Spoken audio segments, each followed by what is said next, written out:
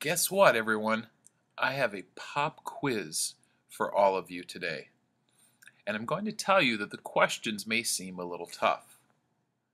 First question: what does it mean to be a saint?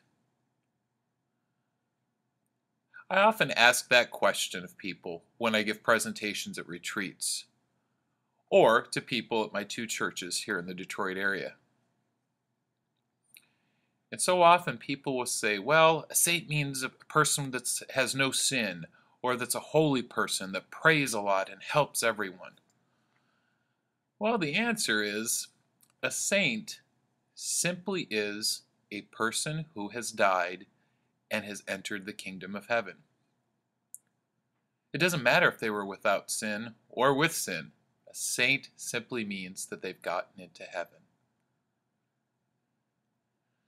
Now, I doubt that most saints were without sin. For example, people might look at Mother Teresa or Pope John Paul II and be so impressed by them, but they think that they were without sin. Well, that's not true. Both of them went to confession every single week. So by virtue of going to confession, we can assume that they were with sin. Now, with that question, often comes the part about being holy. And that's my next question to you. What does it mean to be a holy person?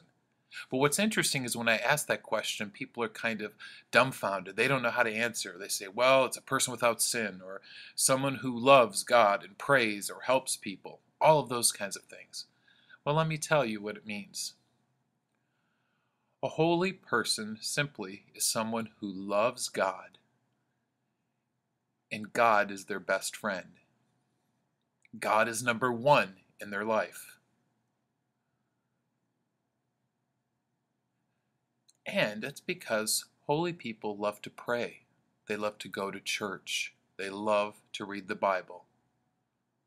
And because God loves other people, they also want to love other people. And a holy person doesn't want to sin because they know God doesn't like it, so they try to avoid it. And of course, a holy person loves God, so they're going to get into heaven forever. Today's gospel, Jesus calls on all of us to be as holy as we can be, to love God, to love other people.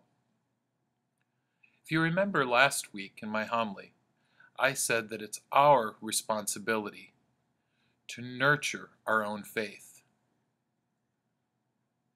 And that simply means that we need to try our best to pray every day, because that helps us get closer to God. We also need to be serious about attending Mass on Sunday, because it is there where we meet Jesus. And we also need to read the Bible, because that helps us better understand God. We also need to try and avoid sin. And if we do sin, we need to go to confession and ask God's forgiveness. And let us not forget that we need to serve and help other people because God loves them. If we can do all of those things, we can become closer to God and be a holy person. And when we die, become a saint. Thank you, and God bless each and every one of you.